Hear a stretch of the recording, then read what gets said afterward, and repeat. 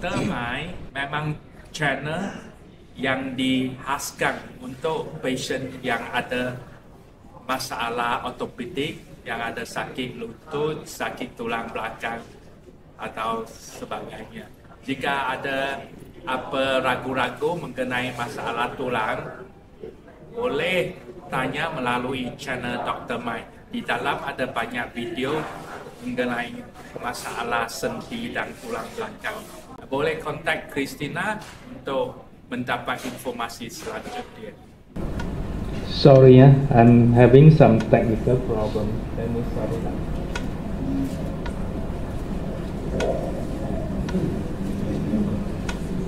So just move to display.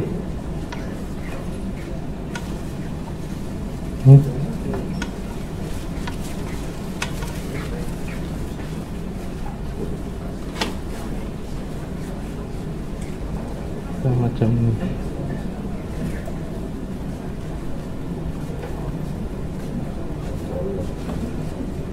Macam ni lah.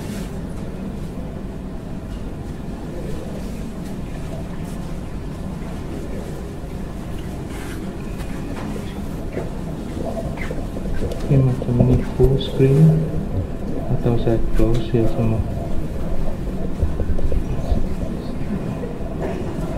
Macam ni.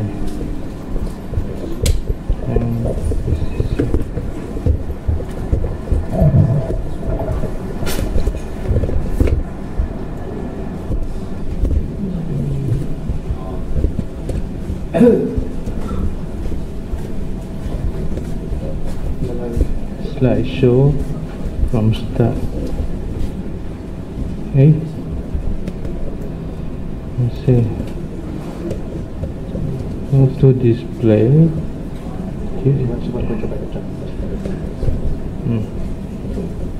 Oh, dia macam ini ya. From start. Okay, good idea.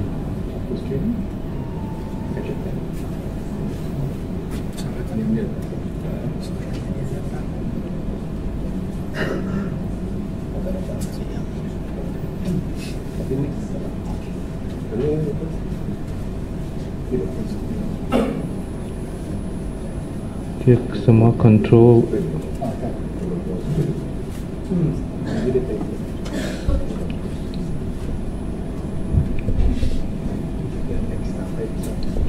Okay. Selamat petang. Salam bahagia saya dari Kuching. Saya baru sampai di sini pada tengah hari dan saya mendoakan semua ibu dan bapa-bapa, semua para hadirin sihat sejahtera dan sukses selalu. Presentasi saya pada petang yang berbahagia ini adalah satu topik yang sangat menarik sekali. So topik ini presisi di bidang ortopedik pada abad ke-21. So terima kasih pada bapa dan ibu-ibu. Kuching Specialist Hospital ini memang jauh di bahagian Borneo di sebelah sini. So mau sampai ke Kuching memang susah sekali. So hanya ada Air Asia saja. Air Asia pun banyak masalah baru-baru sebab kekurangan pesawat. Tapi pun setiap minggu pun ada pasien-pasien dari Jakarta, dari Medan, dari Kalimantan ke Kuching ini. So saya harap semua operasi saya boleh dijalani dengan lancar agar ibu bapa pulih dengan secepat mungkin. So yang topik saya bincangkan, diskusikan petang ini penubatan presisi. So masuk ke abad 21, ekspektasi setiap pasien sudah berubah. So di abad ke-20, semua tindakan medis itu target dia, maksud dia ditujukan kepada secara umum. Macam Contohnya buat satu pakaian. Jika di abad ke-21, dia cuba buat satu size fit for all. So macam small, medium, large. So di abad ke-21, saintis-saintis tentang pakar ortopedik mulai fikir yang secara umum itu mungkin cocok untuk sebahagian besar pasien, tapi bukan untuk semua pasien. So ekspektasi pasien semakin meningkat. Semua pasien mau tindakan yang membawa hasil yang bagus, pemulihan cepat, itu hasil dia berlanjutkan lama. So itu sebab perlu penubatan presisi. Maksud ini, jika baju ini dibuat untuk tuan-tuan dan puan-puan, baju itu macam tailor made, dibuat untuk tukang jahit mengikut ukuran badan you. So ini panggil presisi penubatan. So contohnya, sekarang jika you ada satu tumor di tengkorak sini, you mau menghapuskan tumor di tengkorak, tapi you tak mau mencederakan itu otak. So sekarang presisi radiasi. Presisi radiasi boleh radiasi pada tengkorak tapi tanpa cederakan otak. Ini panggil presisi dia. So dia dikenal sebagai penubatan yang bersifat personal. Dia adalah pendekatan inovatif untuk menyesuaikan perawatan yang tepat sesuai kebutuhan pasien pada waktu yang tepat.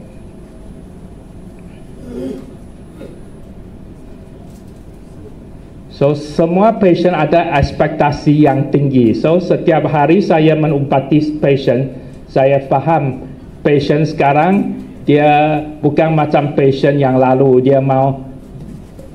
Dia buat operasi, dia boleh pulih, dia boleh tidak sakit saja. Tidak, pasien sekarang sangat aktif.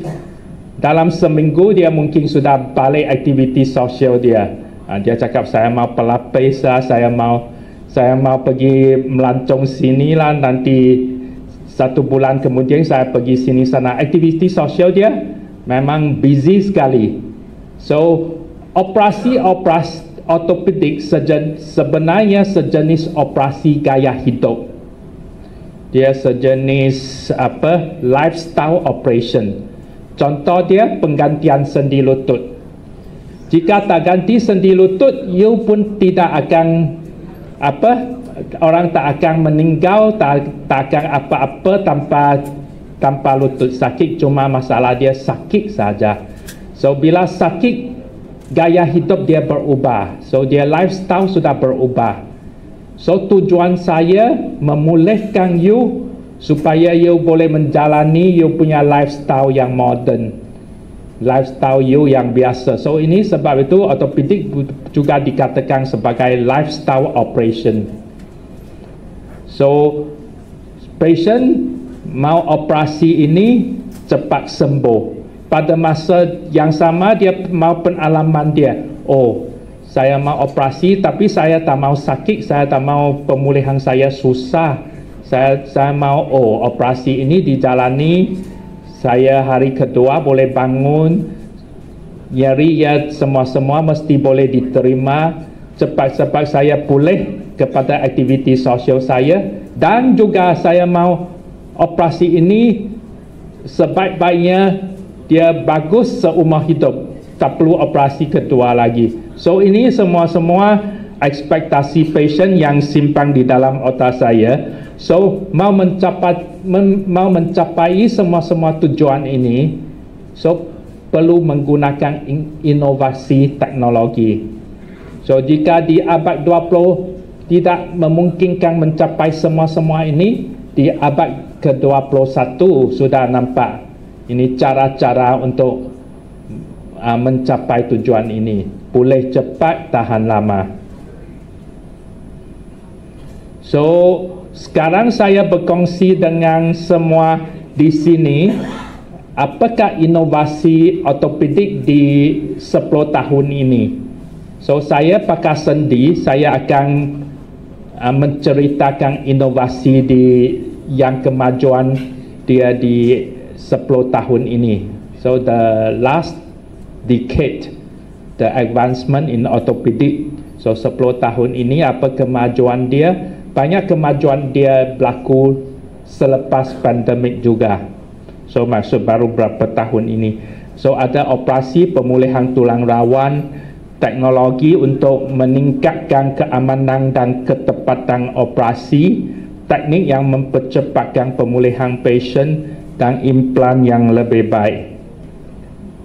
So kemajuan baru termasuk ada produk biologis dan neoligament.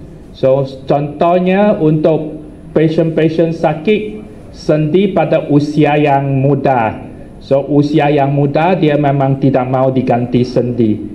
So apakah ada cara-cara itu supaya dia boleh menjalani hidup dia dengan nyeri yang kurang sampai usia yang sesuai. So ini ada banyak produk biologis untuk mengubati bahagian ini. So jika dulu stadium 1, 2, 3 tunggu sampai 1 hari masuk 3 atau 4 baru operasi ganti. So sekarang sudah ada cara-cara untuk mengubati kerosakan sendi yang stadium 1 dan 2. So lagi ada teknologi macam 3D printing. Macam orang yang buat konstruksi memang tahu semua bangunan boleh buat 3D printing, lepas tu dibina, ditaruh di sana saja, semua siap. So 3D printing juga digunakan di medical. So di bahagian tulang belakang pun ada alat pemantauan saraf, ada robot, ada pemantauan saraf. So macam bila menjalani operasi tulang belakang, operasi saraf, so tuan-tuan dan puan-puan memang takut. Oh, nanti boleh lumpuhkah? Apakah terjadi pada saraf saya? So di abad ke-21 semua tidak sama. So sebab dia ada 3D imaging. So maksud bila masuk ke dalam sana, so yang dinampak semua 3 dimensi. Walaupun tulang you memang bengkok, memang skoliosis, memang putar semua, tapi dari 3D boleh nampak di mana itu tulang dia. So ada alat pemantauan saraf. So saraf tunjang dan saraf semua disambung kepada komputer waktu operasi. So setiap saat pun ada satu orang yang duduk di sana memantau saraf itu. So bukan tunggu sampai lepas operasi baru tahu kondisi saraf macam mana. Setiap saat orang yang duduk di sana memang tahu saraf itu fungsi bagus atau tak bagus, ada kecederaan, tak ada kecederaan, memang terus tahu semua. So ini yang semua ciptaan untuk keselamatan pasien. So asisten robotik supaya presisi dia dipertingkatkan beyond human. Maksud bukan apa yang manusia boleh dicapai. Okay. So contoh dia, tuan-tuan dan puan-puan pun selalu buat itu masuk tayar kereta. Contohnya masuk tayar kereta. So dia perlu alignment yang tepat pada tayar-tayar kereta you.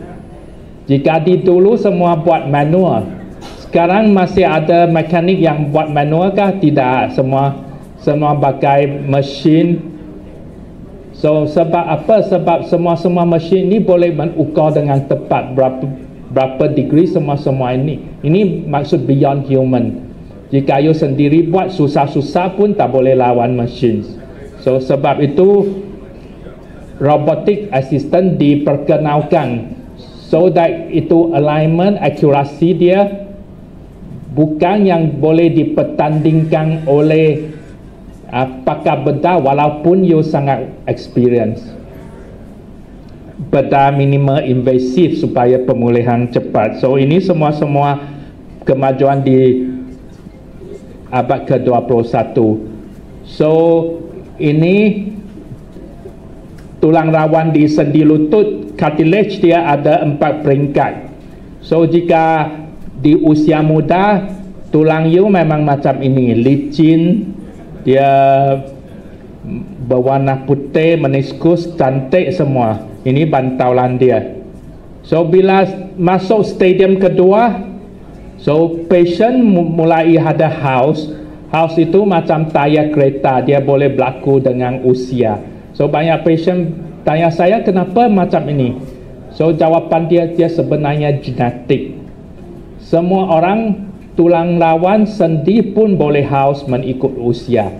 Tapi ada orang lebih cepat, ada orang lebih tua.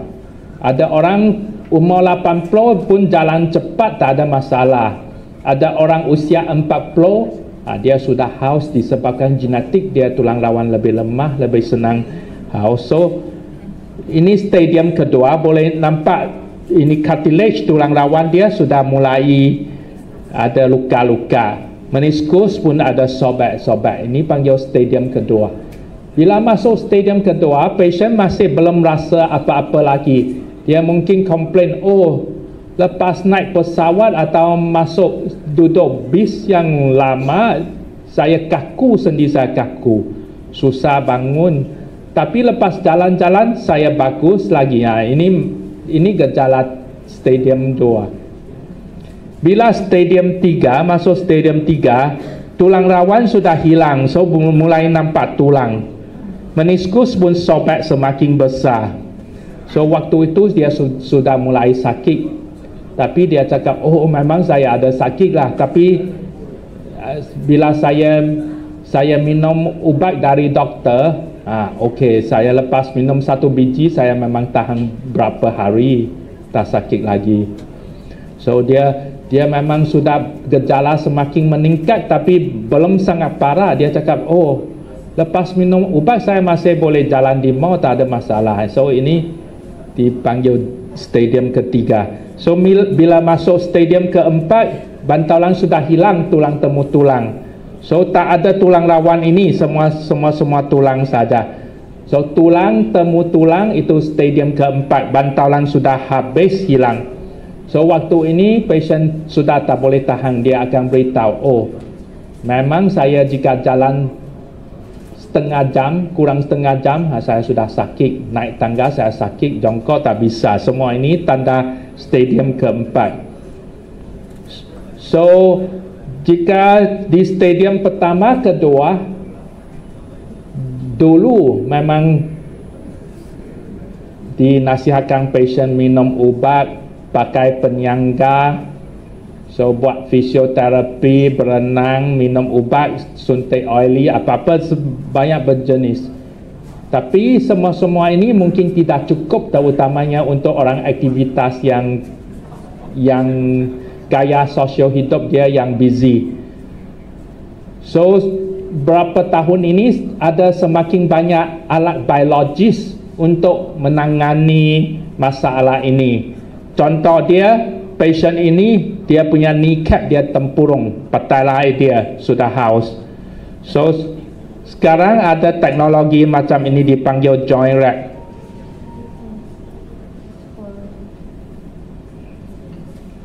So ini dipanggil joint wrap. So tulang rawan dia memang sudah hilang. So sudah nampak tulang ini. So dia diubati dengan teropong. Teropong maksud artroskopi, masuk kamera ke dalam, dibersihkan, dia tusuk lubang-lubang ini supaya sum-sum tulang dia boleh keluar, boleh menolongi penyembuhan patient. Lepas tu disuntikkan joint wrap ini.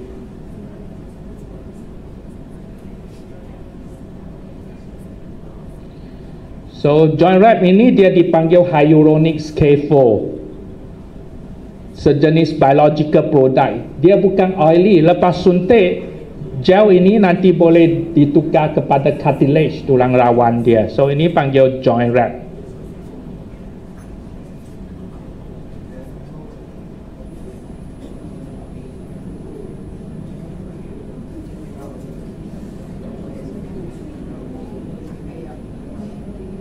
So joint wrap ini dia tak semesti berjaya. Yang produk biologis tak ada garanti dia boleh berjaya. Tak ada satu doktor dan boleh garanti dia berjaya, tapi dia sejenis option, sejenis pilihan. So dia mungkin boleh mengurangkan sakit dalam 70% patient. 3 orang buat, dia 2 mungkin berjaya, bergantung pada size berapa besar. So macam Joyride ini pun sangat mahal di Malaysia. Dia satu kotak mungkin jual di Malaysia lebih kurang 8-9 ribu untuk satu suntikan defect dia.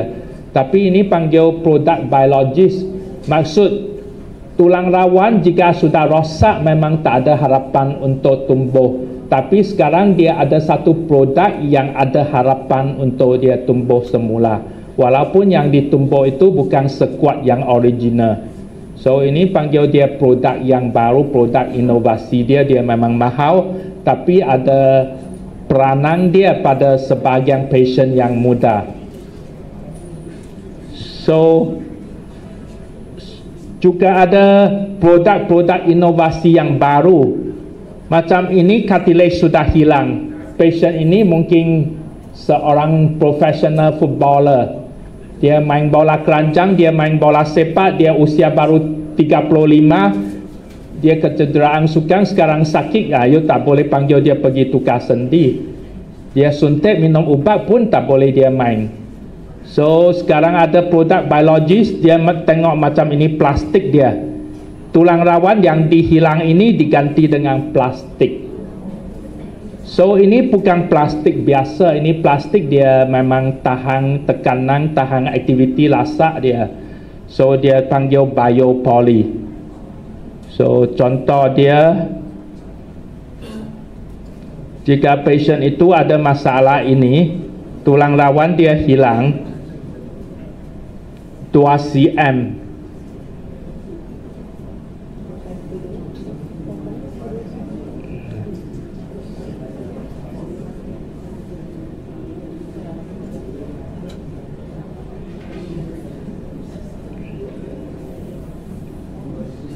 So dia ada beberapa size, dia boleh buat di dalam, di tempurung, di beberapa tempat. So ini kira inovasi dia.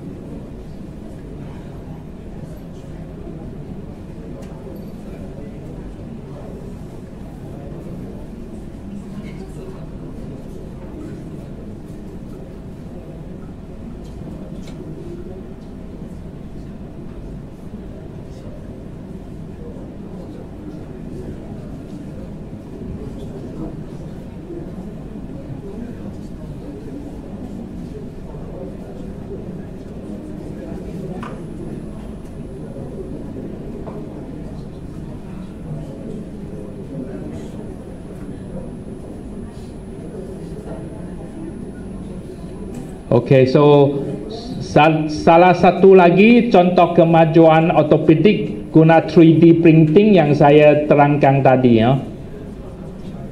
So contoh dia, seorang patient ini ada tumor di pubic dia, di pinggul dia. So untuk menyelamatkan hidup dia, so terpaksa buat amputasi. So tumor sama tulang semua sudah dibuang. So ini semua sudah dibuang. So yang tinggal satu lubang yang kosong. So macam mana mau diubati dia supaya boleh jalan. Jika dulu amputasi memang sudah amputasi, tak boleh buat apa. Tapi sekarang tak perlu amputasi, tak perlu buangkan semua. Buangkan bahagian tumor sama tulang pelvic dia. Lepas itu berdasarkan apa yang masih ada, so sekarang dia boleh buat berdasarkan apa yang boleh ada, ini boleh buat satu CT scan. So ini CT scan yang dibuat. CT scan yang dibuat, dari CT scan itu dia buat satu 3D model. Dia buat pelvis view yang sebenar size dengan menggunakan plastik. Di Malaysia agak murah ini 3D printing. Jika ada patient yang case-case yang susah, saya guna 3D printing juga. So lebih tak mahal juga. Jika dia charge saya mungkin ada yang 3,000, ada yang 5,000. Tapi dia buat satu model untuk you. Dari sana you boleh plan dengan teliti apa alat yang mau dimasukkan.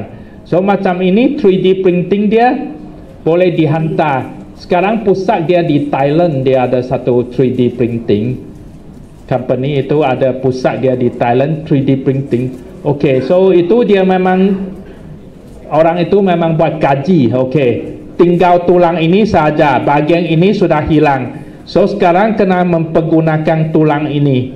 So dia buat satu soket, ini skru yang masuk untuk menyokong soket dia. So dari sini skru masuk, soket masuk di sini. Ini soket yang disokong dia. Lepas tu dimasukkan sendi ke dalam femur. So macam ini patient masih boleh jalan tanpa amputasi dia.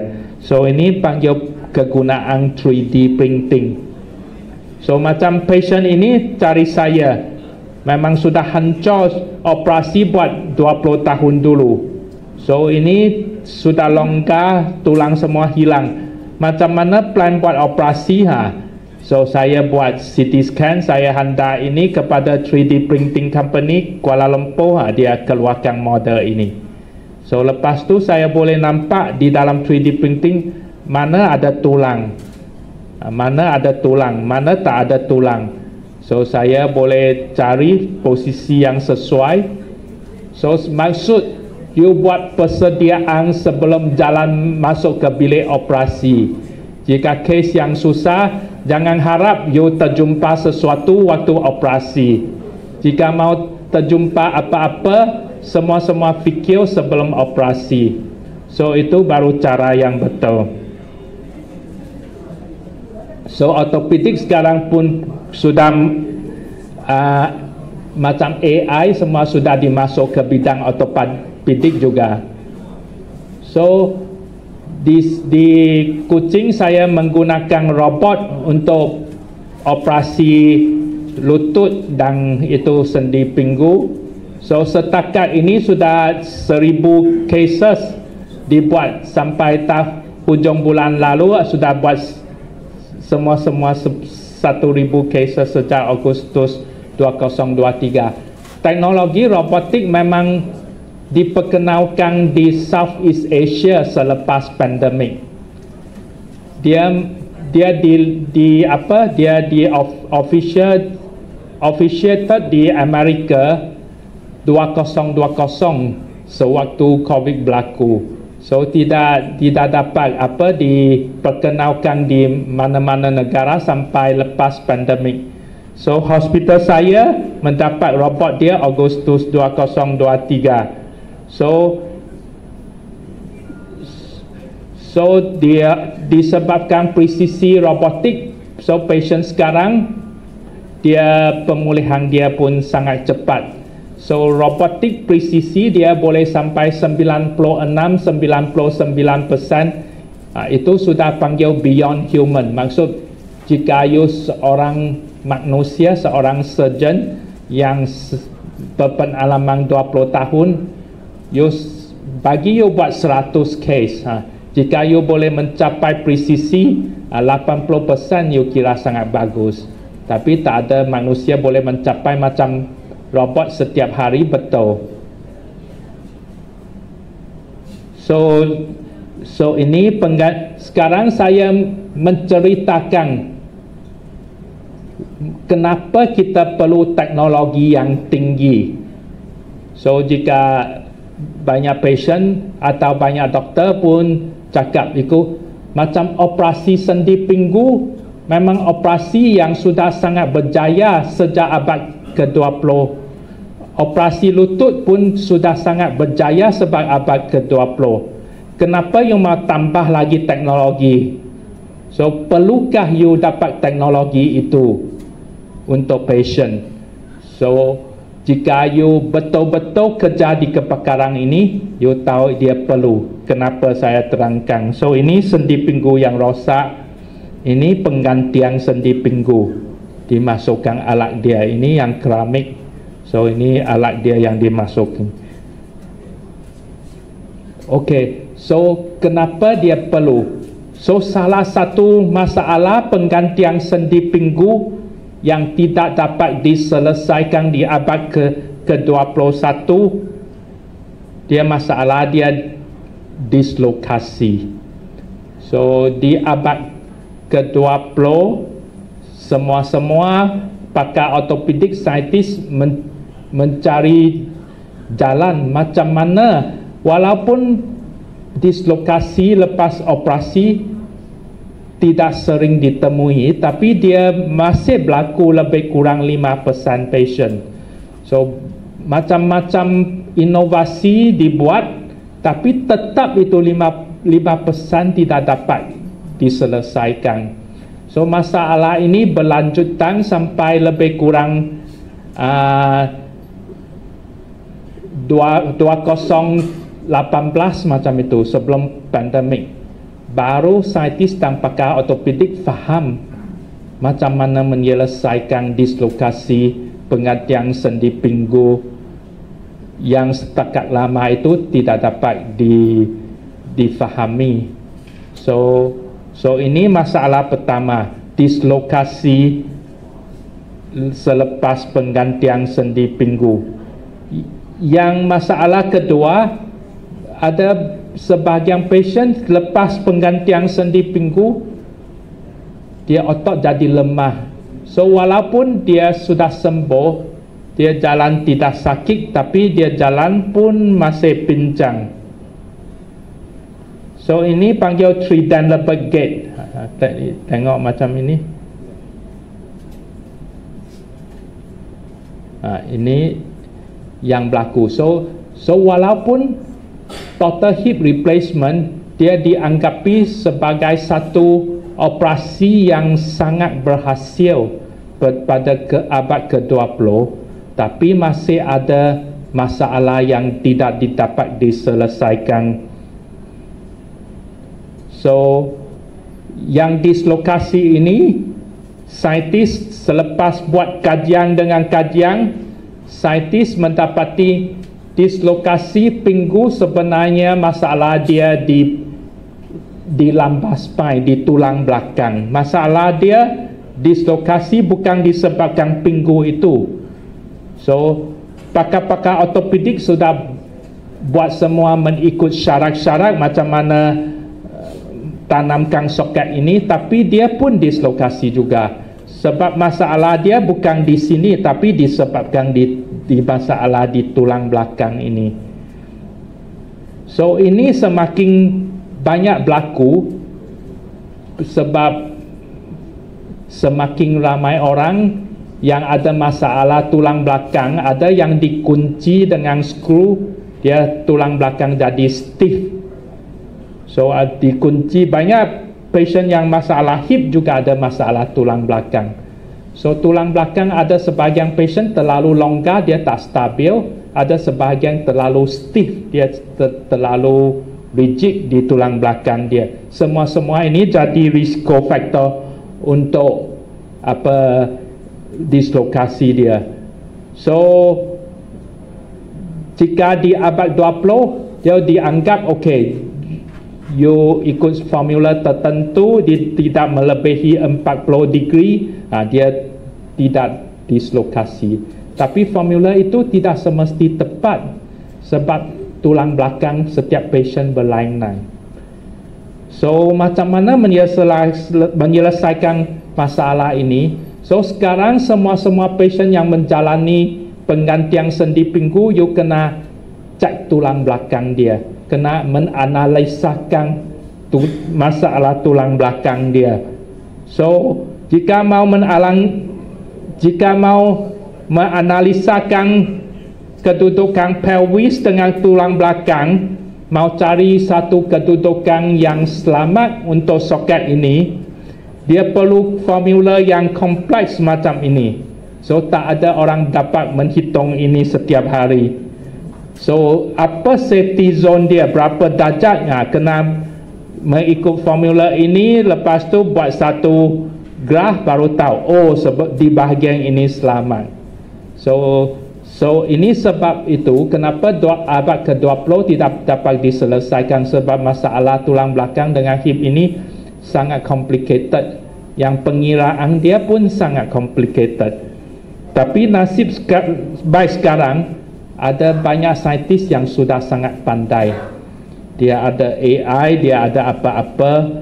So dari sekarang tidak perlu difikir. Orthopedic surgeon tahu ada masalah ini, tapi tak perlu difikir. Kenapa? Sebab ada software, ada robot, dia sudah kira untuk you. Dia beritahu you ini selamat, you masuk ini, dia jadi selamat. So itu yang saya terangkan kenapa perlu teknologi. Sebab walaupun dia memang sangat berhasil untuk 90% orang, tapi bukan bermaksud you semesti masuk dalam 90%. Jika you tidak masuk 90% ini, komplikasi berlaku pada you memang rasa sangat susah. So itu sebab perlu teknologi untuk menjamin walaupun itu tidak selalu berlaku, 10% itu pun patient itu pun selamat juga. So ini disebabkan software ini memang boleh menghitung semua.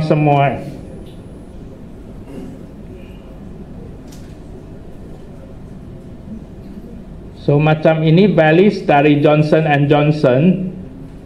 So dia boleh menghitung semua alat ini untuk plan berapa size yang dimasuki, soket berapa, semua didapati.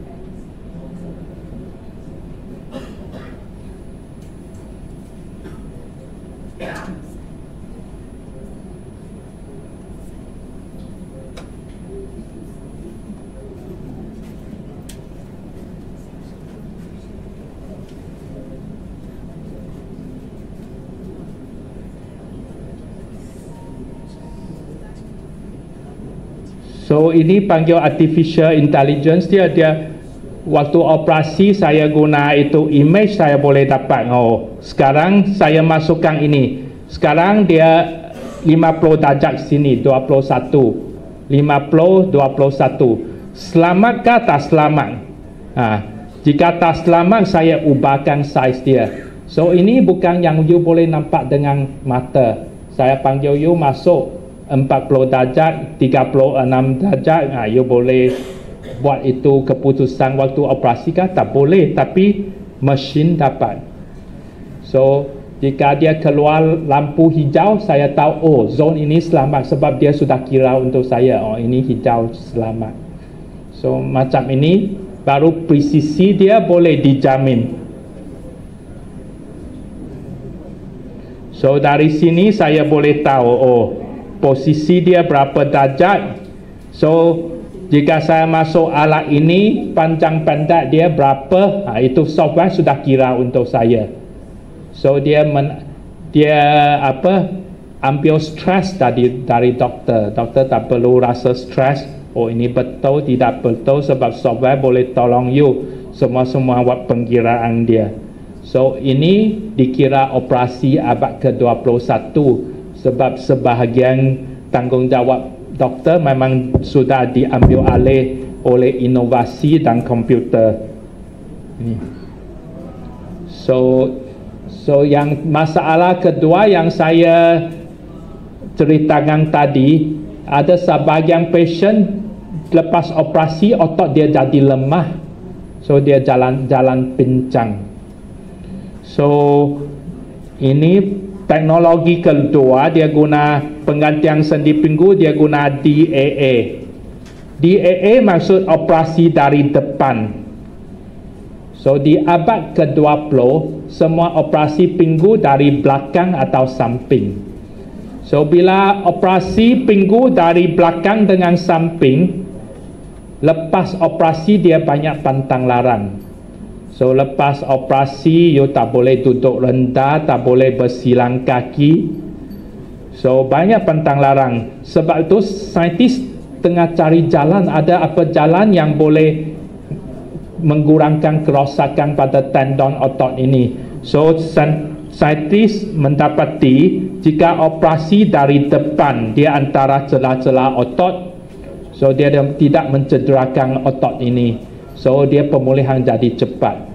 Jika dulu penggantian sendi pinggul you perlu 6 minggu baru boleh lepas tongkat, sekarang lepas penggantian sendi pinggul biasa dalam masa mungkin seminggu sudah boleh lepaskan tongkat. So ini disebabkan ini teknologi yang dipanggil Direct Anterior Approach, DAA, dari depan. So mungkin you akan tanya, kenapa dari dulu tak mau terus pilih operasi dari depan? Kenapa dulu mau masuk dari belakang? Kenapa dulu orang tidak mau fikir terus masuk dari depan? Memang you tahu dari depan kurang mencederakan otot, tapi dari depan macam mana mau memasuki implan ke dalam tulang sangat susah.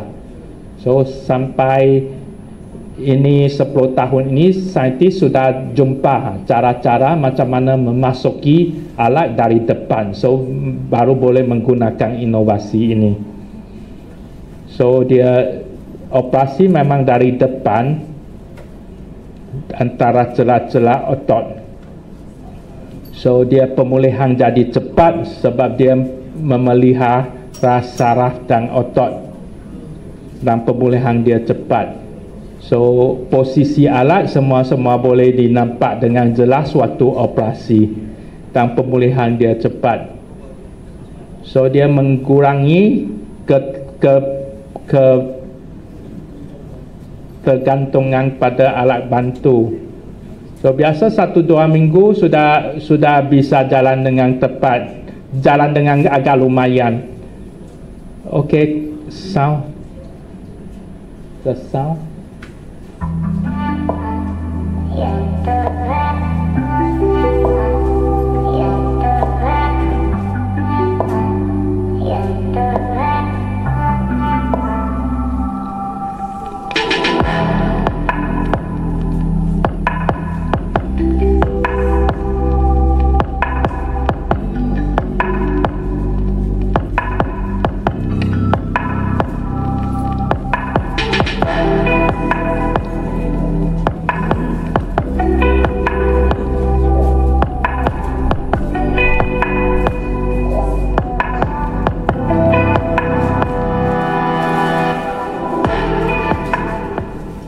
Saya waktu 2018 Desember saya kan ke Amerika. Nah waktu ke Amerika itu tanggal 30 New Year's. Nah saya bangun pagi-pagi, kenapa saya punya kaki bengkak, swollen gitu, terus sakit sekali. Nah saya pulang ke Jakarta. Setelah pulang ke Jakarta saya ada pergi ke beberapa dokter waktu itu, sampai mereka periksa saya punya vein gitu ya, takut ada kena blok. Tapi ternyata kata dokter nggak apa-apa. Jadi saya pergi ke dokter ortopedik. Waktu itu saya terus diterapi gitu. Tapi dokter itu belum ngomong sama saya bahwa saya punya hip tuh ada masalah. Selalu cuman coba diterapi gitu. Tapi waktu 2019 saya ke satu dokter di Singapura. Dokter itu bilang saya, ibu punya lutut nggak masalah sebenarnya. Tapi dia nggak ngomong saya hip. Terus saya pulang ke Jakarta, saya tetap juga coba terapi, berobat gitu ya. Satu hari saya ketemu satu dokter ortopedik, dia bilang begini sama saya, kamu punya hip yang bermasalah. Tapi saat itu kan nggak lama kan pandemi, saya juga nggak berani kemana-mana. Di Jakarta pun juga takut ke rumah sakit. Begitu, sampai saya terakhir nih, saya punya temen pernah dia operation, dia punya knee ya, sama dokter Lee. Ada beberapa temen yang pasti, jadi mereka yang bilang sama saya, coba aja ibu konsultasi sama dokter Lee. Jadi saya konsultasi sama dokter Lee. Dokter Lee bilang bisa. Sekarang kan sistemnya baru pakai DAA, bukan ini. Kalau mau pakai yang lama, titanium juga oke, kan. Jadi saya ambil yang DAA. Saya punya perasaan yang penting saya happy. Saya udah saya bisa jalan. Karena bagi saya daripada saya dibebanin sakit terus, sakit sebelah kiri, saya udah terus kemana-mana, saya fisioterapi, saya juga udah seminggu saya tuh pilates, saya juga hidroterapi. Tapi kan namanya sakit ini kan kadang 2 minggu enak, nanti 1 minggu lagi sakit lagi, jadi kan on off. Daripada ini ya udah saya ambil keputusan, keberanian untuk saya sekali 2. Udah satu challenge. Saya ya cuman buat saya sih gini, yang penting satu, namanya kita kan namanya berobat ya. Kita mesti sama dokter nyaman dulu, itu yang the first one ya. Kalau kita nggak nyaman sama dokternya kan sulit juga ya. Untuk boleh bilang di perjalanan dari Jakarta ke sini juga bukan deket, kita juga repot, mesti transit. Kayak kemarin kita semua nginep 1 malam di Malaysia gitu loh. Tapi ya karena kita percaya, dengan yakin dengan dokternya, dengan ini ya kita jalanin aja. Yang penting semuanya baik ya, bisa semuanya baik, semuanya berhasil ya. Saya juga harap teman-teman banyak yang masalah seperti saya ya nanti ini, daripada terus-terusan dengan fisioterapi dengan ini. Tapi karena sekarang kan kita tertunda karena pandemi ya, jadi kita nggak bisa datang. Kalau ini pandemi sudah selesai, saya rasa semua akan bisa datang ke Kuching.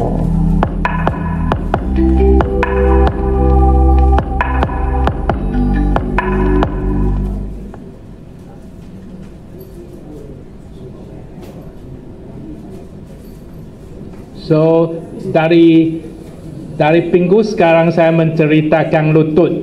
So tulang rawan lutut macam ini ya, yang bagus macam ini. So bila masuk stadium 4, maksud tulang rawan hilang, bantalan tidak ada, sudah tulang temu tulang. So ada banyak pasien yang tanya saya, lepas operasi penggantian sendi lutut bisa jongkokkah? Jawapan dia tak bisa. Jika penggantian sendi lutut memang tak bisa jongkok. Tapi sebahagian pasien yang sesuai untuk partial knee replacement, maksud ganti separuh. Macam ini panggil ganti separuh lutut. Jika yang ganti separuh lutut dia masih bisa jongkok. Tapi bukan semua pasien sesuai untuk penggantian sendi separuh. So penggantian sendi lutut separuh ada kebaikan, ada keburukan. Kebaikan dia pemulihan cepat, lancar, boleh jongkok, boleh sembahyang macam Muslim. Tapi keburukan dia, sebahagian yang opposite ini masih boleh pengaporan, masih boleh haus. Nanti 10 tahun, 15 tahun, 20 tahun kemudian dia mungkin sakit, mungkin perlu penggantian lutut juga. So jika penggantian sendi lutut, teknologi sekarang dia sudah boleh sampai 30 tahun. Tapi penggantian separuh lutut dia biasa lebih kurang 15 sampai 20 tahun. So biasa lagi bukan semua orang sesuai. Mau penggantian sendi lutut separuh, ACL dia mesti bagus. Jika ACL dia pun sudah longgar, tidak bisa penggantian sendi separuh. So biasa saya akan bincang dengan pasien, diskusi dengan pasien untuk dia buat pemilihan. Jika pasien usia yang sangat muda, saya mungkin mencadangkan dia buat macam ini. Contoh dia, pasien ini mungkin 40, umur 40, sendi dia sudah habis haus. So ganti sendi seluruh mungkin tak berapa bagus dengan dia. Jika ACL dia masih bagus, saya penggantian sendi separuh untuk dia. Nanti sampai umur 60, saya buat total knee replacement ini, ambil keluar, masuk yang total knee, boleh tahan dia lagi 20 tahun, 30 tahun. So cukup guna untuk dia. So dia ada peranan yang besar juga. So ini panggil penggantian sendi separuh. So untuk penggantian sendi seluruh pun ramai orang tanya saya, termasuk pakar ortopedik juga. So dia orang tanya, kenapa perlu robot? Itu robot mesti diperlukan pada penggantian sendi lutut kah? Di abad 20 pun sangat banyak sukses. Kenapa mau tambah alat baru lagi? Sebab tambah alat baru maksud tambah kos untuk pasien juga. So kenapa pakar ortopedik dan pakar saintis memperkenalkan teknologi robot? So ini kajian dia. Walaupun penggantian sendi lutut pada abad ke-20 sangat berjaya, tapi untuk penggantian sendi lutut 19% pasien tidak puas hati dengan hasil operasi dia. Maksud setiap 5 orang, 1 orang tak berapa puas hati. So lagi di abad ke-20, kebanyakan yang mengganti sendi ini memang sendi dia habis rosak, umur 70-80. Maksud gaya hidup dia punya demand sangat rendah. So yang mengganti sendi lutut sekarang usia dia semakin muda, disebabkan itu lifestyle demand. Jika orang dulu ada sakit sendi, dia mungkin duduk di rumah, kurangkan aktiviti, so kurang jalan. Tapi orang sekarang mana sama, hari ini di Indonesia, besok China, lagi 1 hari Kuala Lumpur, so lifestyle semua berubah. So dia lifestyle demand banyak, so aktivitas banyak, implant mesti bagus. So dulu kebanyakan total knee replacement buat pada low demand patient, orang tua umur 80, 70-an. Sekarang pada orang yang lifestyle muda sama gaya hidup yang aktif. So jika dulu orang tidak happy dengan operasi, dia diam di rumah. Sekarang orang tidak happy, memang macam-macam dia akan bising. So itu 19% yang disatisfy ini angka bukan di sini, dan maksud semua seluruh dunia. Di Amerika, di Europe, di Australia, di Asia, 5 orang 1 orang tak begitu happy. So memang ini tidak boleh diterima di abad ke-21. Sebab itu pakar ortopedik dan saintis mencari jalan untuk mengatasi dia. So antara yang tidak happy, sebahagian dia buat terlalu longgar, jadi dia tidak seimbang, tidak stabil. Ada sebahagian disebabkan infeksi, sebahagian disebabkan kestabilan, sebahagian disebabkan posisi ini besi tidak berapa betul. So semua ini disebabkan longgar, tidak stabil, tidak seimbang. Ini yang menyebabkan setiap 5 orang ada 1 orang yang tidak happy. So jawapan dia, tidak semua orang sama. So di dalam abad ke-20, bila buat total knee replacement, dia macam cookbook approach. So macam you masak, 1 cookbook mau melayani semua orang. Tapi sebenarnya setiap orang dia anatomi tak sama. So di abad ke-21 ini dia perlu presisi medicine. So setiap orang mesti approach dengan tak sama. A total knee replacement is designed to mimic the feel and function of your natural knee. Because every patient's knee anatomy is unique, knee implants and surgical methods vary. Most traditional knee replacement surgeries use mechanical alignment as the reference for proper placement of the knee implant. But this approach precisely aligns with only about 2.2% of the patient population when taking their pre-arthritic knee alignment into consideration.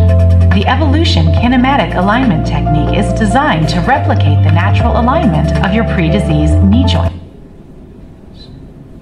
So setiap orang tak sama. Di abad ke-20 semua guna satu cookbook sebab dia target bukan untuk semua orang. Dia target, oh jika saya ini design boleh sesuai untuk 90% patient, saya sudah kira berjaya. Tapi macam mana jika rasa dia jika you bukan dalam 90% ini? So sebab itu daripada 5 orang, 1 orang tak gembira. So ada orang yang kurus, ada orang yang gemuk, ada orang kaki O, ada orang kaki X. So semua alignment dia tak sama.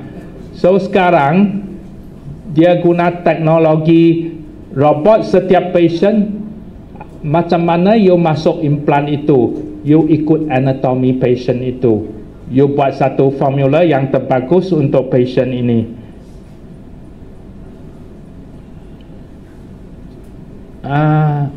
Ada sound kah?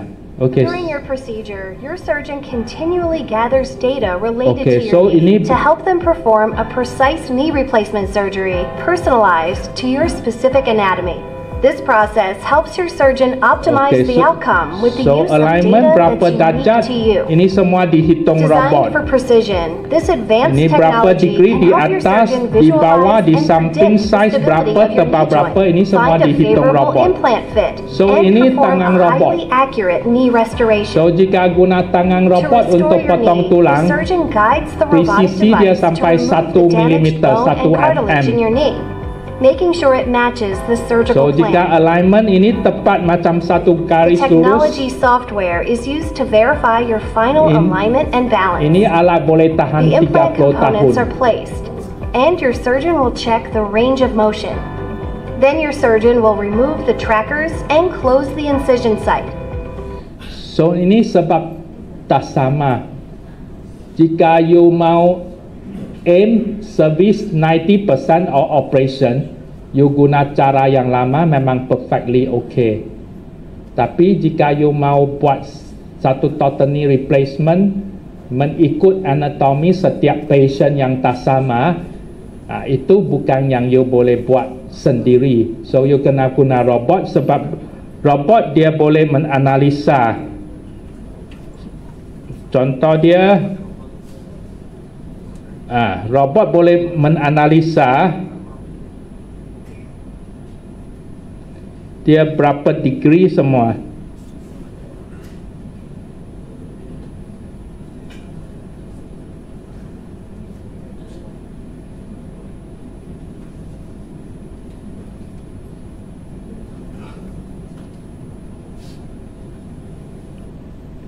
So robot boleh tahu ini patient ini X, O, ini mau dari hitungan robot, dia boleh tahu sini mau potong berapa mili, atas berapa mili, bawah berapa mili, berapa darjah atas, berapa darjah bawah, samping slope berapa, semua diketahui ini robot.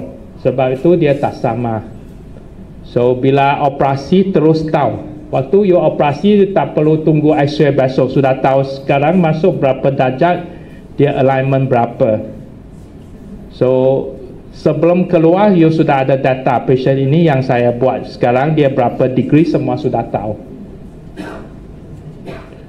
So jika buat total knee replacement memang tak bisa jongkok habis, tapi jika jongkok setengah dia bisa.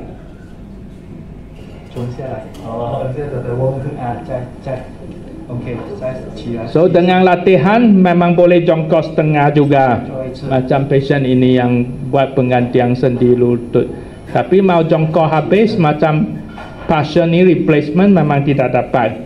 So patient sekarang salah satu masalah dia obesity sekarang. So BMI dia yang sangat tinggi. So BMI yang lebih 40 ini dipanggil morbidly obese. Ini underweight. Jika 25 lebih 25 sampai 30 dia panggil overweight. Obesity maksud 30 sampai 35. 35 sampai 40 dia sudah kelas 2. So ini panggil morbidly obese.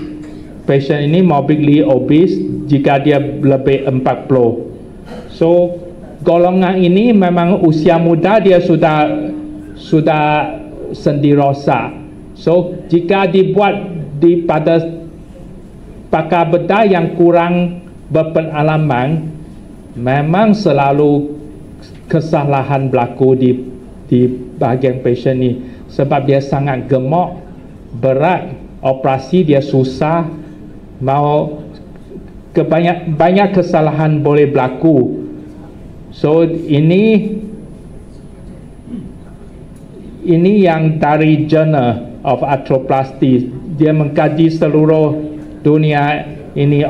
Patient yang gemuk, jika dia perlu dibuat operasi, dia perlu cari pusat pembedahan yang selalu buat. Jika dia sebarang cari seorang doktor, kegagalan dia memang tinggi. Jika dia buat di pusat pembedahan yang selalu melakukan operasi dia, risiko dia sama dengan populasi yang lain. So contoh dia ini 57 tahun, tinggi 165 saja tapi berat 110. So untuk membuat operasi ini saya guna implan yang diperpanjangkan untuk keberatan dia. So tengok dia operasi dia dengan bantuan robot, dengan implan yang lebih panjang, tapi pemulihan dia sama dengan populasi yang lain. So lebih kurang seminggu dia pun sudah boleh bangun.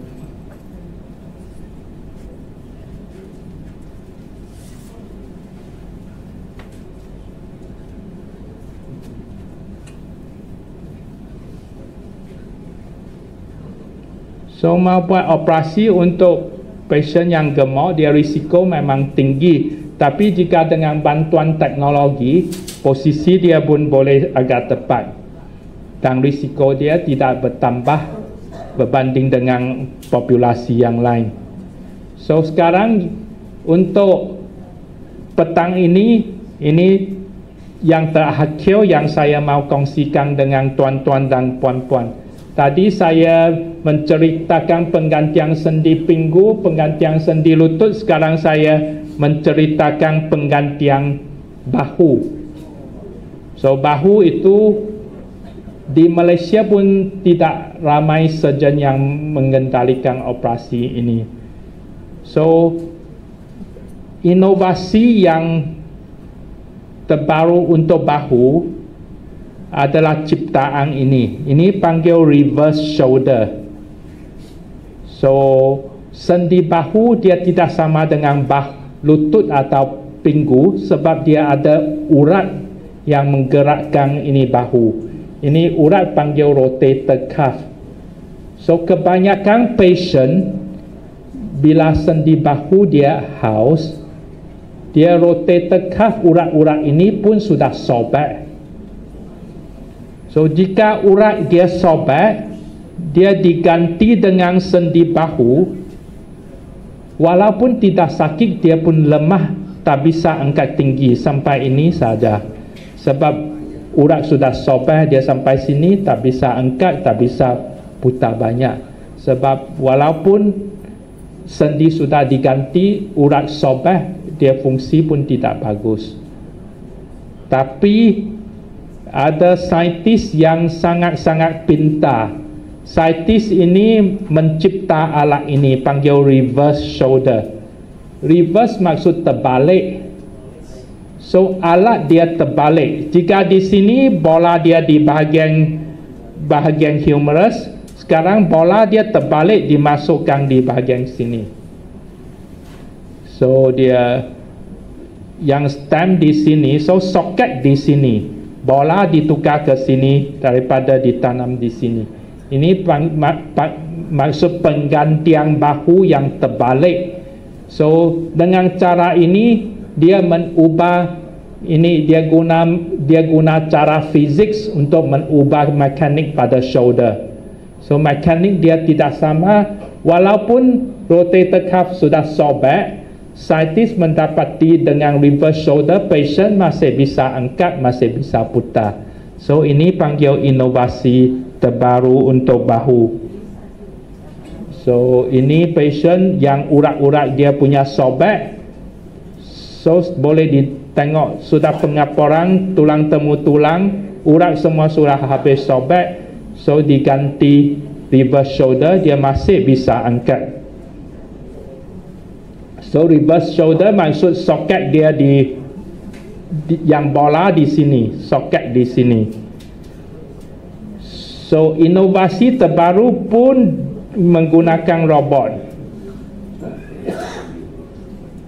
So sebelum operasi buat satu CT scan. So dari CT scan ini software dia sudah boleh plan di mana mau letak skru, di mana mau tanam dia, berapa size dia, semua ini sudah dapat diukur dari software ini.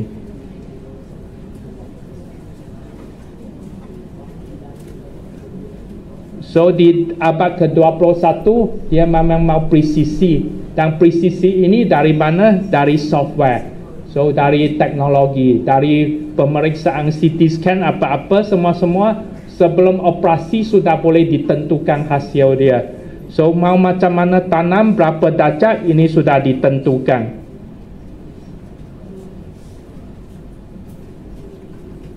So contoh dia, ini mau macam mana gerak.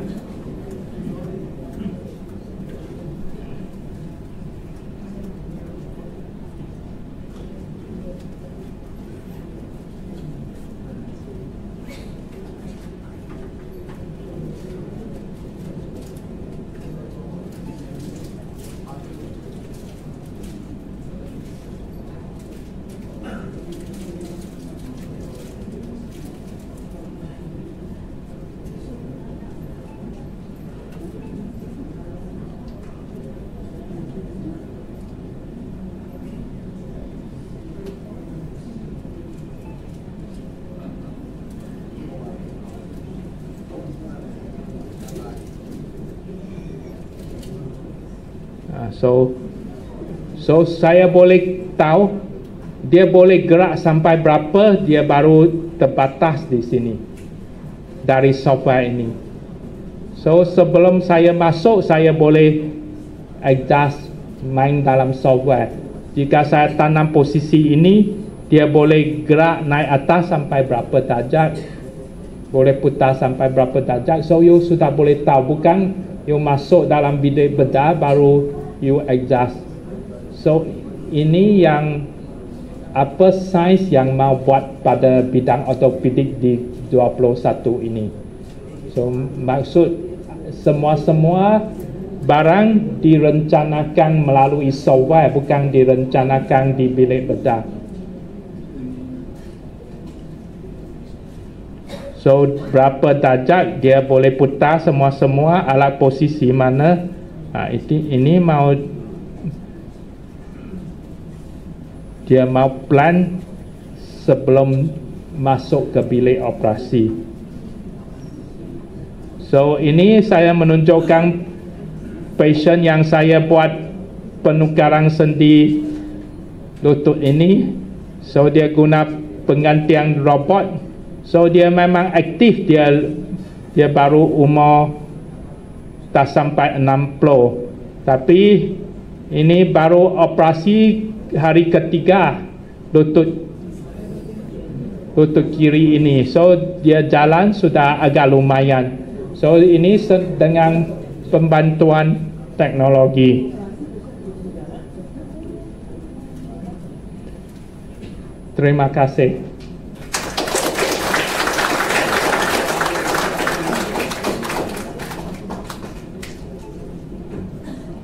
Terima kasih Dr. Lee atas presentasinya yang menarik dan bermanfaat bagi kita semua. Rangkuman dari materi presentasi Dr. Lee ada 4 hal yang utama. 1, pilih dokter yang tepat. 2, pilih implan yang terbaik. 3, pilih teknik operasinya yang tidak potong otot atau dengan HIP dengan teknik DAA, Direct Anterior Approach. Dan yang terakhir, pemilihan dengan teknologi terkini, Robotic Assisted, di mana presisi dan akurasi yang Dr. Lee tadi tampilkan itu membantu operasinya pasien. Jadi 4 hal utama itu. Nah, pada malam yang berbahagia ini telah hadir bersama kita di sini tamu-tamu istimewa pasien Dr. Lee yang telah operasi total hip replacement dan total knee replacement. Kedua tamu ini berkenan membagikan sedikit pengalaman bagaimana operasinya di kucing dan sampai sekarang sudah sembuh. Saya panggilkan yang pertama, kami minta dengan hormat Pak Leo Hadi untuk tampil ke depan, berbagi pengalaman kurang lebih 5-10 menit ya Pak Leo. Kita berikan tepuk tangan buat Pak Leo.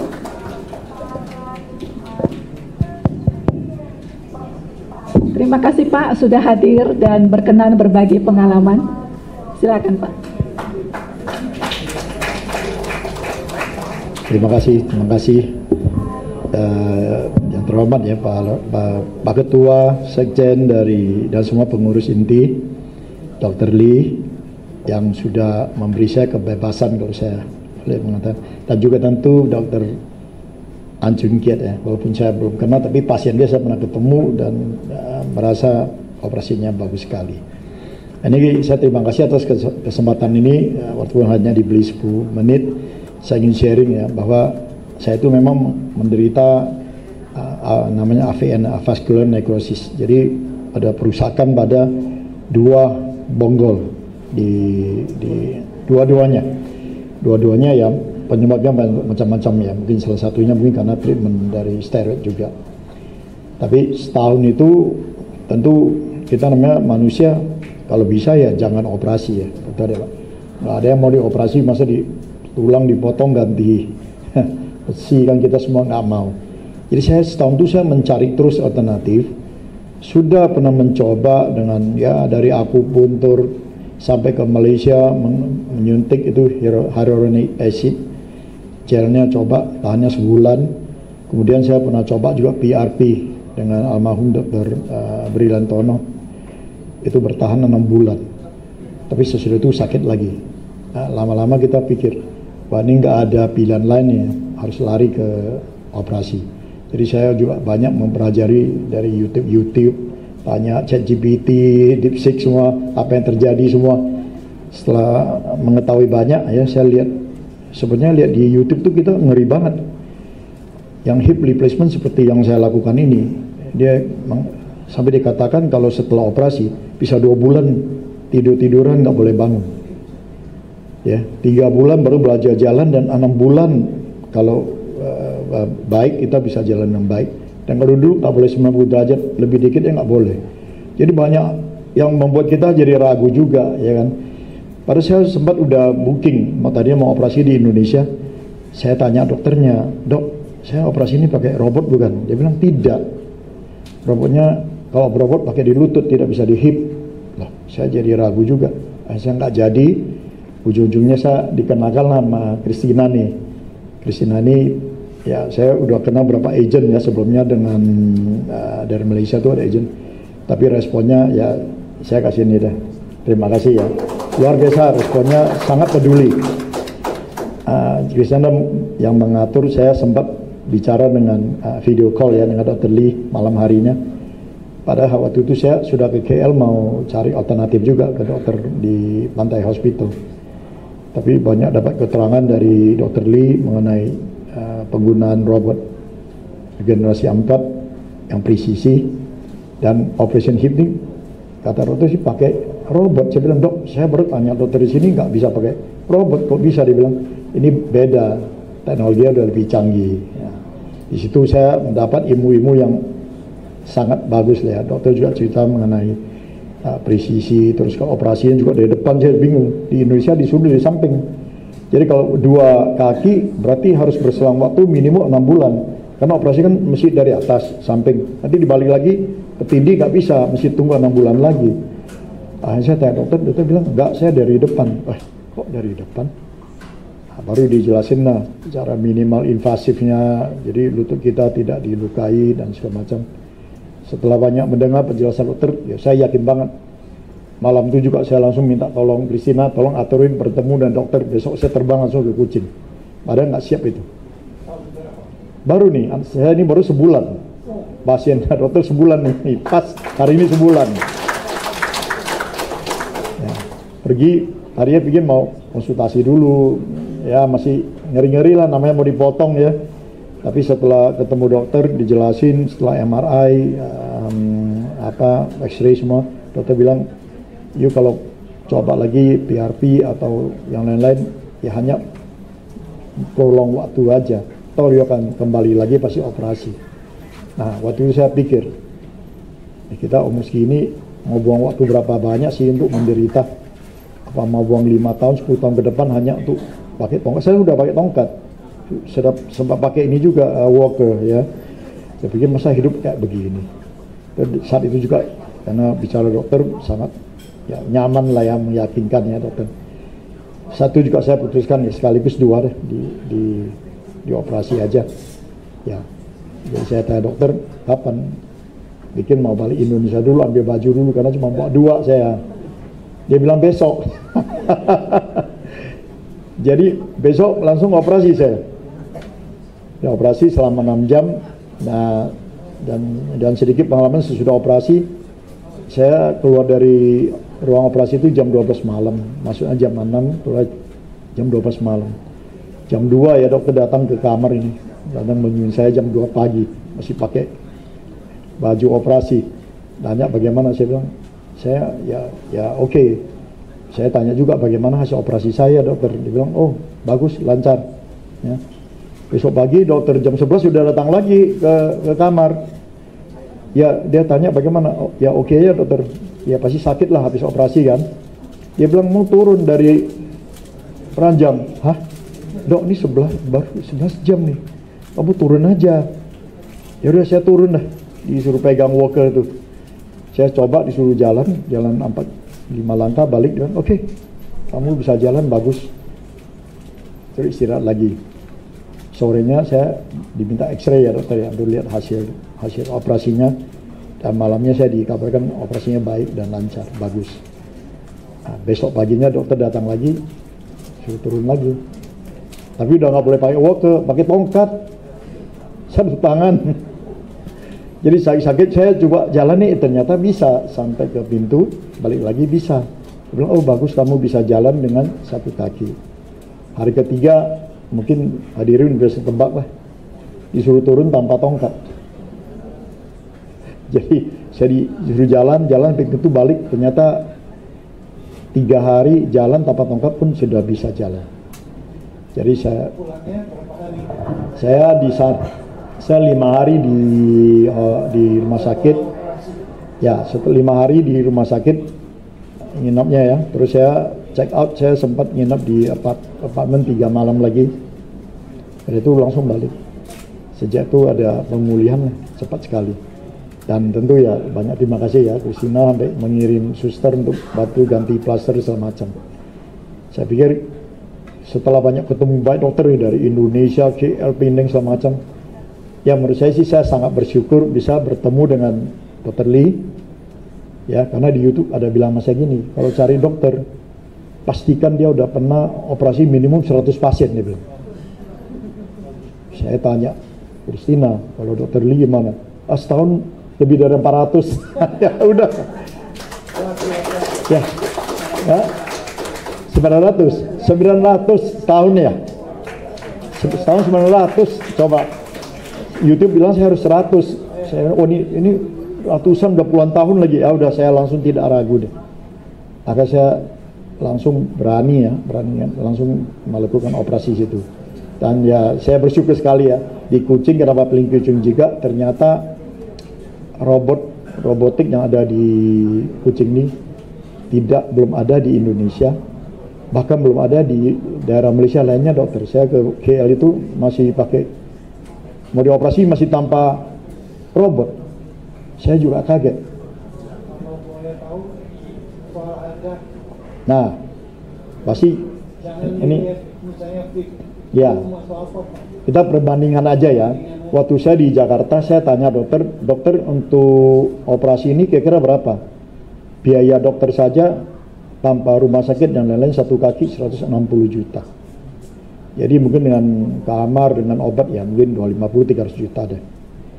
Di Kuching 2 kaki termasuk seluruh biaya masih di bawah 270. Luar biasa.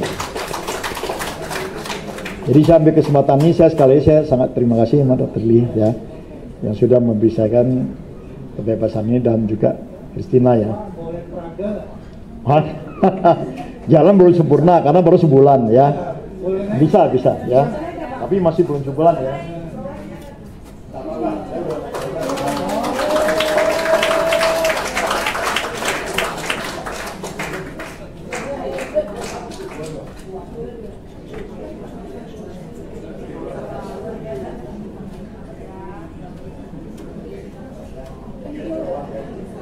Thank you Pak Leo, thank you, sharing pengalaman yang sangat menyenangkan.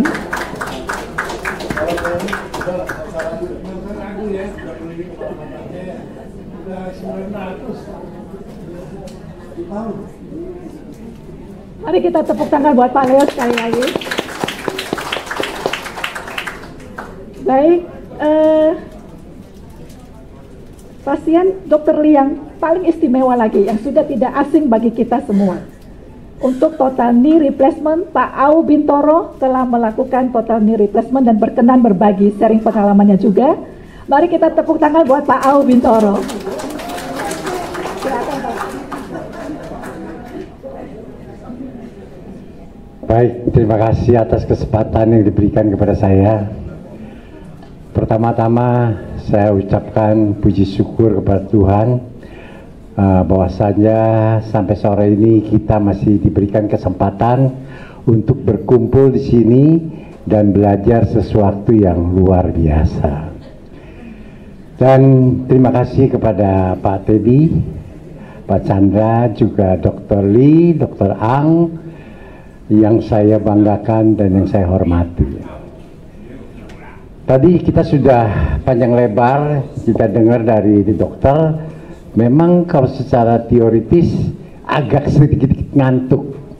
Tapi kalau sudah dengar Leo ya kan, yang sudah menjadi fakta, itu suatu hal yang membuat kita bergairah kembali. Ya. Dan apa yang disampaikan Pak Leo tadi sebetulnya sudah diborong habis sama dia. Ya, memang benar. Saya pertama, kaki saya ini sebetulnya tidak begitu ada masalah. Pada saat saya ulang tahun ke-70 ya, sekarang sudah 73. Waktu saya 70, saya pengen coba untuk jalan 70 km. Saya datang ke dokter, saya konsultasi sama dokter, dok kaki saya ada sedikit sakit, boleh nggak saya jalan 70 kilo? Dia bilang tidak boleh. Nah, dari situ saya agak penasaran, maka saya bagaimana caranya saya tidak boleh sakit dan saya harus bisa jalan jauh. Jadi dulu begitu saya jalan jauh, kaki saya mulai sedikit sakit. Padahal kok nggak dioperasi juga sebetulnya tidak apa-apa. Cuman kepengen saya itu adalah kaki saya tidak mau ada masalah. Karena ini ada sedikit masalah, saya cari tahu, katanya di Kuching ada dokter yang luar biasa. Saya cari-cari Mr. Lee. Oke. Akhirnya saya ke sana, saya konsultasi, saya dioperasi hari berikutnya karena saya pulang dulu. Saya datang lagi seminggu kemudian, saya dioperasi. Memang seperti apa yang dijelaskan tadi, hari pertama dioperasi langsung disuruh turun, Besok hari kedua saya disuruh belajar jalan. Memang ada sedikit sakit, tapi sudah belajar naik tangga. Hari ketiga disuruh belajar naik sepeda. Sepeda statis. Pada hari pertama saya coba jalan, memang sudah bisa jalan, sekalipun masih pelan-pelan. Hari kedua saya kabur ke mall, ya, sama keluarga makan ke mall. Akhirnya dimarahin suster, katanya nggak boleh. Hari ketiga saya disuruh pulang, saya pulang. Hari besoknya keempat saya pulang. Pulang sampai rumah hari keempat saya langsung ke kantor, masuk kantor. Ada di lantai 2, naik tangga, tidak ada masalah. Hari keempat saya langsung melakukan gym, ya, memang hobi saya nge-gym. Akhirnya saya gym, saya latihan kaki, saya kirim videonya ke Mr. Lee, itu tidak boleh katanya. Ya, angkat kaki begitu dengan beban, tapi ya nggak apa-apa. Gym memang boleh, tapi tak apa yang dia buat. Dia pergi tempat kantor dia, itu macam ada macam naik bukit tau. Dia naik bukit, lepas tu macam ada satu gap, dia lompat lagi. Ini baru operasi, dia lompat, dia jatuh macam mana. Dia buat, bukan saya cakap tak boleh buat gym boleh, tapi bukan macam ini, panjang bukit naik atas, lepas tu lompat lagi. Macam lompat tau itu, ada satu lompat dia lompat. Jadi hari keempat saya ke kantor, saya tinjau ke proyek saya di Singapura, Sukabumi, lagi cut and fill, ada 5-6 meter, saya panjat ke atas, ada solokan, saya lompat. Kebetulan videonya direkam, saya kirim ke Mr. Lee. Anda luar biasa, saya dimarahin sama dia. Tapi itu, jadi tidak apa-apa sebetulnya, itu luar biasa, penanganannya baru bisa seperti itu. Ya, tapi terima kasih Mr. Lee, kamu sudah membuat saya menjadi manusia yang memiliki kaki yang sempurna. Dan untuk bapak-bapak, ibu-ibu, siapapun yang kalau sudah sedikit gejala, ada baiknya cepat ditangani, ya. Datang ke Malaysia dan katanya tahun depan di sini akan diadakan. Saya yakin ke depan Mr. Lee tidak usah datang, dia bisa operasi jarak jauh dari Kuching, dilakukan operasi di sini. Teknologi itu sudah ada. Jadi di Indonesia melakukan tindakan, dokternya ada di Kuching. Itu bisa kejadian. Lebih murah. Nah, tadi Christina bilang bahwa ada hal yang 4 penting untuk masalah kaki ini. Satu adalah jangan salah pilih dokter, itu betul. Yang kedua, implan yang terbaik. Yang ketiga, teknik operasi yang terbaik. Yang keempat, tambah satu lagi, murah. Ya, hanya 1/5 dari harga Singapura dan separuh dari harga Indonesia. Kurang lebih seperti itu. Jadi udah nginep di hotel bintang 5, udah makan enak, udah shopping di Kuching, itu lebih murah daripada ditangani di Indonesia. Jadi sebetulnya Mr. Lee nggak usah kesini juga nggak apa-apa, karena di sana lebih murah kok. Kalau kesini mungkin jadi mahal, ya kan? Jadi nggak pun tidak masalah. Yang penting buat bapak-bapak, ibu-ibu, mari kita jaga, lebih bagus menjaga daripada mengatasi. Yang merasa dirinya bebannya, berat badannya lebih, dikurangi supaya lututnya tidak gampang rusak. Itu sebetulnya.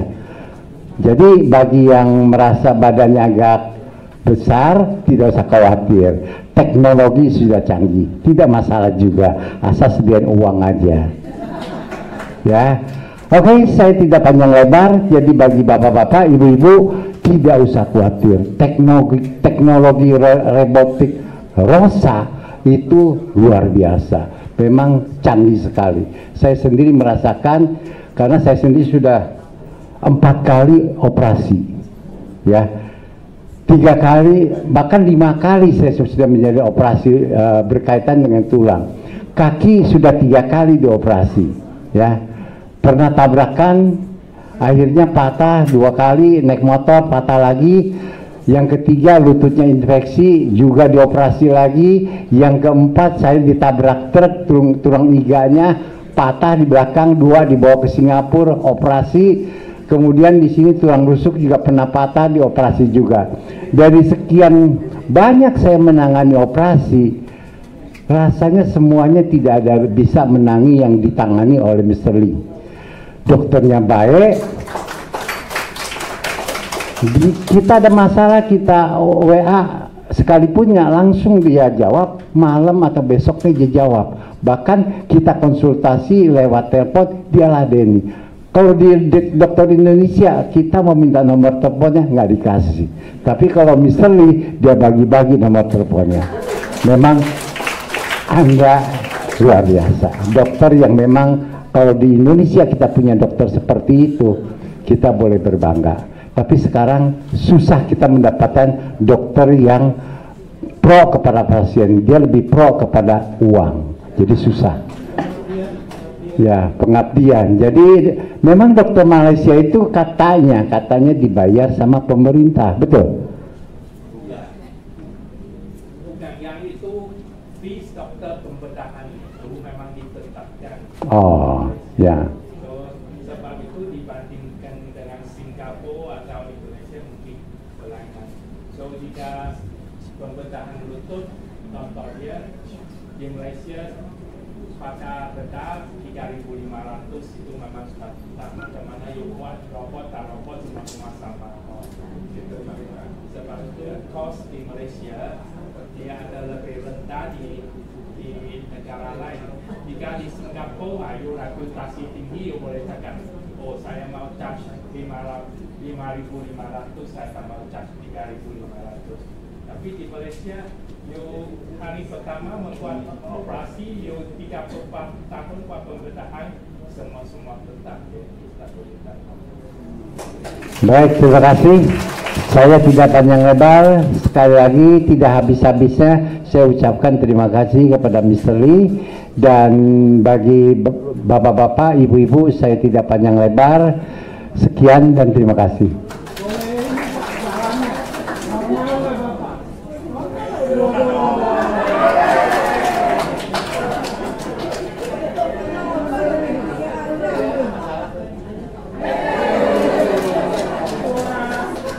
Mari kita tepuk tangan buat Pak Au Bintoro.